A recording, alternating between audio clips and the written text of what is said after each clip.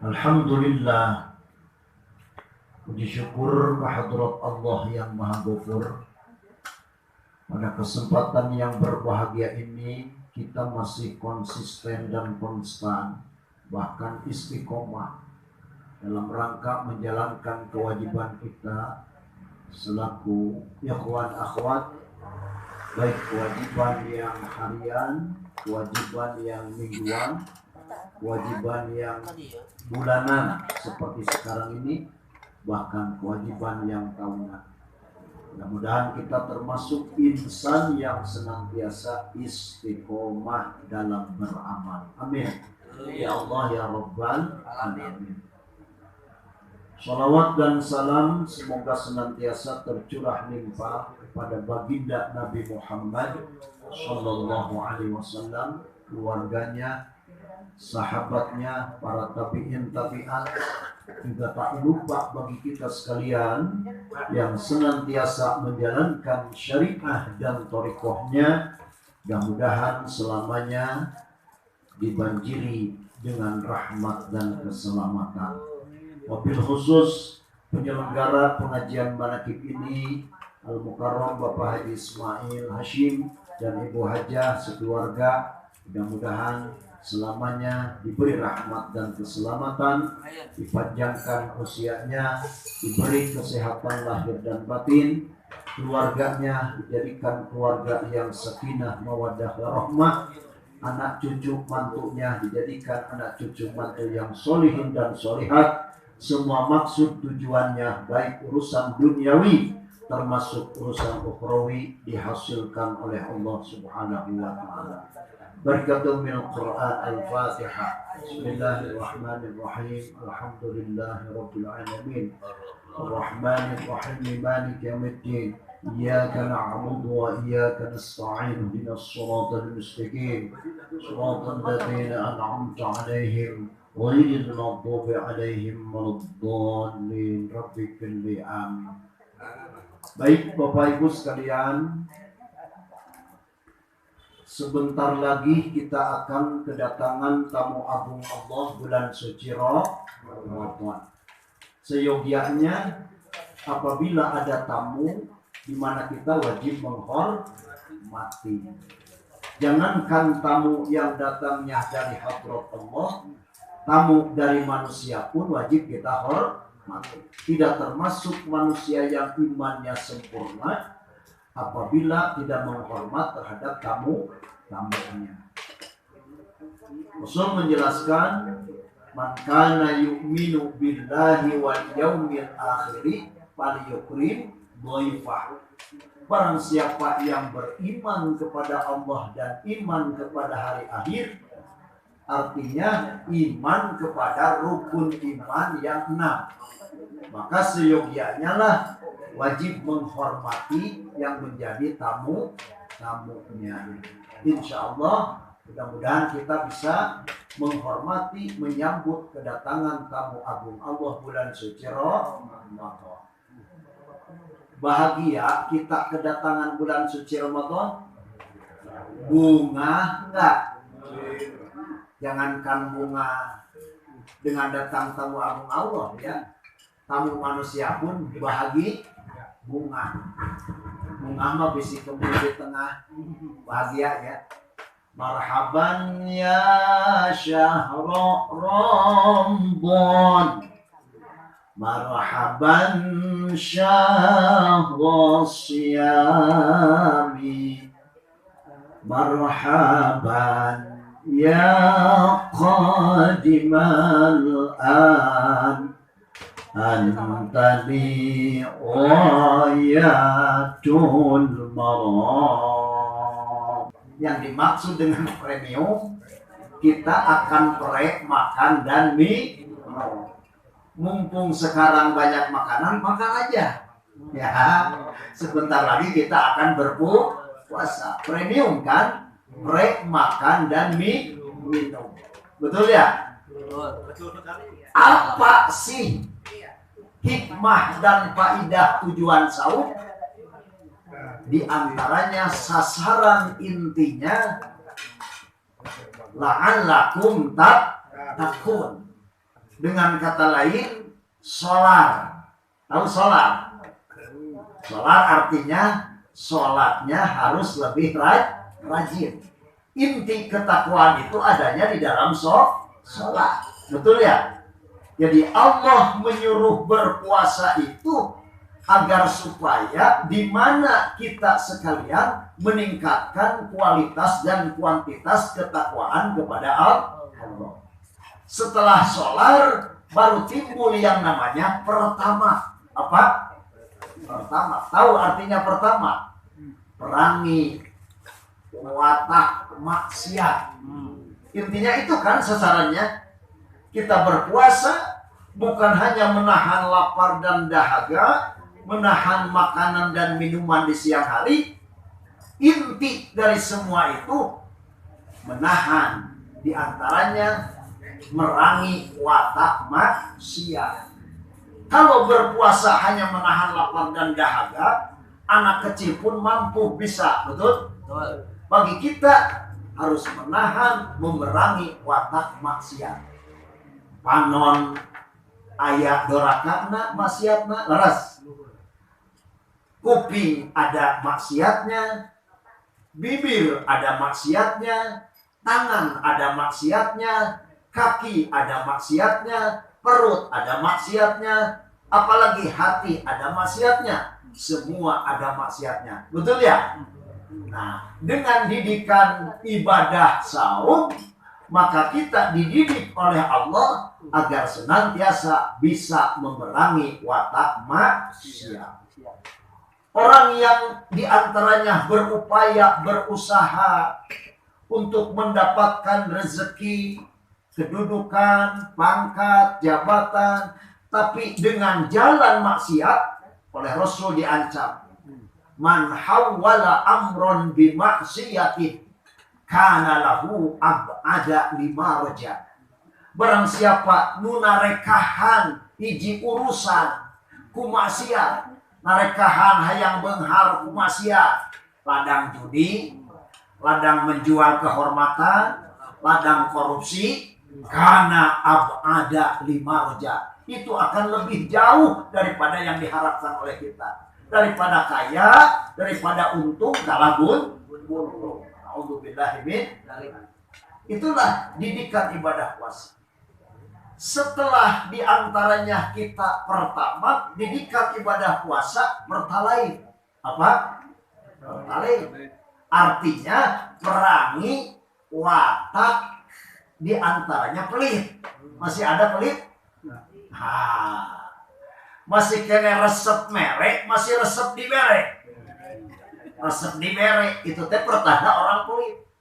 Kata orang India mah adalah orang naon merege hese kekemeng kene. Nah, artinya penyakitnya penyakit cabja. Korete bahasa Indianya. Ada lagunya. Jalma korete hare semere taradai mere ayang nadi bere. Itu orang korete ya. Embung sideko usababnya meningdang dan ima jengaga sawah. Itu orang korete. Dengan didikan puasa hilangkanlah, perangilah watak yang namanya koret, pelit, cabja. Insya Allah, mudah-mudahan ya. Lalu Bapak Ibu sekalian, ibadah puasa sasaran intinya semua itu agar diperangi. Dalam diri kita Allah menciptakan mutiara yang namanya nafsu. Ada nafsu, ada. Orang banyak kemauan karena nafsu. Orang stres karena nafsu. Orang buat onar di sana sini karena nafsu. Orang berbuat kehancuran karena nafsu. Jadi dalam diri kita ada nafsu. Nafsu itu alat pendorong. Ada yang mendorong pada kebajikan, ada yang mendorong pada keburukan. Yang mendorong pada kebajikan, nafsunya mutmainnah. Bukan mundikmut kuning ini jadi ngerah. Bukan. Itu mau Pak Haji Wadi. Bukan itu ya. Mutmainnah yang tentram. Lalu nafsu rodiyah. Lalu mardiyah. Lalu mulhimah. Banyak itu nafsu yang mendorong pada kebajikan. Tetapi ada nafsu yang paling jahat pada diri kita. Ada dua nafsu yang disebut ammaroh dengan lawamah. Betul ya? Yang dua itu senantiasa mendorong agar supaya kita terjebak melakukan keburukan, kebrutalan, keonaran, kehancuran, dan lain sebagainya. Itulah nafsu. Mending ada, mending tidak ada nafsu. Hah? Mending ada? Ngerti berarti kalau mending ada. Ya, kalau dia sudah ngerti, mending ada. Karena itu adalah tantangan, betul? Lawan. Bapak-bapak main bola di GBLA.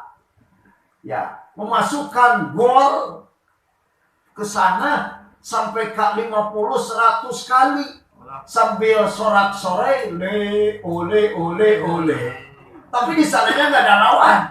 Kira-kira jadi juara nggak? Nggak dong. Ibu-ibu main voli, ya. Sekalipun memasukkan ke sana berapa kali, tapi di sana nggak lawan, nggak jadi juara ibu-ibu ya. Betul. Jadi mending ada nafsu itu mending tidak ada. Mending ada, itu lawan tantangan. Tanpa ada lawan dan tantangan, tidak mungkin kita akan juara. Nah, sebentar lagi umat Islam akan dilatih oleh Allah. Dilatih fisiknya, dilatih mentalnya, dilatih apanya, pesatnya, betul ya? Agar bersedekah seperti penyelenggara pengajian manakib, betul? Dilatih imannya, dilatih Islamnya, dilatih ihsannya, dilatih bangun malamnya, dilatih kedisiplinannya, dilatih hidup sosial masyarakatnya, dan lain sebagainya. Itulah bulan suci Ramadan adalah training center, pusat latihan. Siap kita dilatih? Siap. Agar supaya jadi juara. Penting berlatih itu penting. Nafsu itu jahat. Seperti jahatnya singa. Imam Al-Ghazali mengilustrasikan di dalam kitab Minhajul Abidin dan di dalam kitab Ihya Ulumuddin bahwa nafsu itu laksana singa, galak, ngokos, ingin membunuh, betul? Tapi kalau dilatih dengan pawangnya, tunduk, taat ya, tidak lagi jahat. Begitu juga dengan nafsu yang ada dalam diri kita. Manakala di bulan suci Ramadan dilatih oleh pawangnya. Kita sudah punya pawang, insya Allah mursyid kita adalah pawang. Alhamdulillah. Kalau ada pepatah dalam bahasa Arab, al-hayatu bila riyadatin, kal insani yang duru bila ainin. Hidup tanpa berlatih, laksana manusia melihat tanpa mata. Kira-kira kalau tidak punya mata, terlihat cakrawala nan indah, pewandangan nan indah? Tidak. Kira-kira bapak-bapak, Pak Haji Odi yang cantik terlihat nggak? Oh. Oleh ibu-ibu yang ganteng kasep terlihat nggak? Nggak, kalau tidak punya mata. Penting itu mata, penting? Sangat penting. Harganya mahal. Menurut para ahli teliti, hampir 3M harga sebuah mata. Mahal ya? Makanya kita harus bersyukur dan bersyukur terus kepada Allah. Jadi dengan berlatih, di mana kita akan memungsikan mata kita. Mata yang ini cuma untuk melihat keuntungan dunia. Karena Allah menciptakan mata dalam diri kita. Di antaranya menurut keterangan hadis ada 4 mata. 1 ainani fi roksihi. 2 mata yang ada di kepalanya. Ini mata ini matot gaca. Terkadang ngolotot tuh bisa maca. Betul ya? Nah, terus wa ainani allatani fi qalbihi. dua mata yang ada di dalam hatinya yang disebut basiroh atau fuad. Di dalam hati ada fuad, mata hati. Dengan kata lain basiroh. Apa itu basiroh?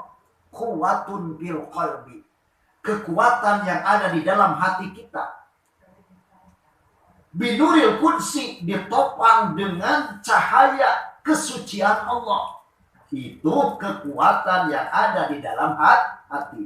Ditopang, ditonjang dengan cahaya kesucian Allah. Karena itu yara biha haqaiqal asya'i wa bawatinaha. Manusia bisa melihat dengan kekuatan yang ditopang dengan nur kudsinya Allah. Manusia bisa melihat hakikat segala sesuatu yang ada di alam ini dan dalaman benda-benda yang ada di alam ini. Karena dengan apa? Dengan basiroh atau dengan fu'ad. Pentingnya. Makanya Imam Al-Ghazali dalam kitab Ihya Ulumuddin, salah satu hikmah ibadah puasa wa infadzul basiroh. Tahu infadzul basiroh? Tahu enggak, Bu? Tahu, Pak? Enggak tahu. Infadzul basiroh artinya menembus pandangan agar supaya berfungsi mata hatinya. Apa sih fungsi mata hati? Fungsi mata hati linadri umuri akhiratihi, untuk melihat segala urusan yang menyangkut urusan akhirat, bukan menyangkut urusan dunia. Maka dilihatlah oleh mata tersebut yang disebut basiroh atau fu'ad. Nah, dengan puasa kita ingin memungsikan kembali basiroh dan fu'ad tersebut. Banyak orang yang tidak berfungsi fu'adnya, ya, betul.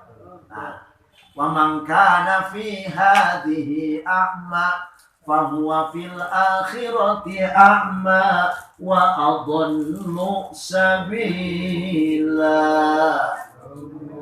Surah Bani Israil kan? Barang siapa yang di dunia ini mata hatinya buta, maka di akhirat pun akan buta. Jadi tergantung sekarang. Nanti di akhirat itu tergantung sekarang. Fungsikan mata hati kita. Karena orang yang akan dicipta oleh Allah menjadi orang bahagia, beruntung dunia dan akhirat oleh Allah. Idza aradallahu bi khairin, maka andaikan Allah akan mencetak kepada hambanya baik, untung, bahagia dunia dan akhirat, maka oleh Allah difungsikan dua mata yang ada di dalam hatinya. Mudah-mudahan kita termasuk insan yang bisa memungsikan basiroh dan fu'ad kita.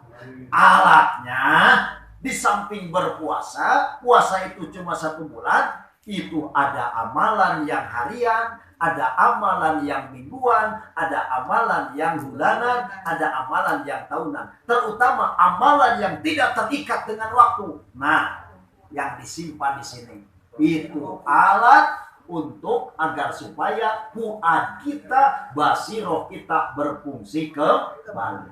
Manakala telah baik berfungsi, keluarnya akan baik. Betul? Manakala ini tidak berfungsi, keluarnya maka jadi buruk. Na'udzubillahi min dzalik. Mudah-mudahan kita termasuk manusia yang dipanjangkan usia oleh Allah, sehat lahir dan batin, bisa menjalankan ibadah puasa penuh dengan kekuatan, semangat, dan diantaranya kita bisa meningkatkan kualitas, kuantitas ketakwaan, keimanan, keislaman, keislaman, terutama ibadah kita makin kesana makin meningkat. Amin ya rabbal alamin. Akhirnya BBM, tahu BBM? Berusaha, ya, berdoa, kesananya akan makmur. Amin. Ya rabbal alamin. Assalamualaikum warahmatullahi wabarakatuh.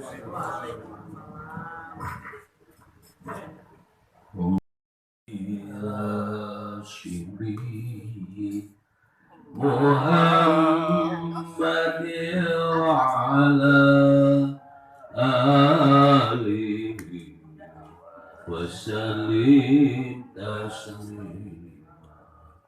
Allahumma sholli ala nabiyyina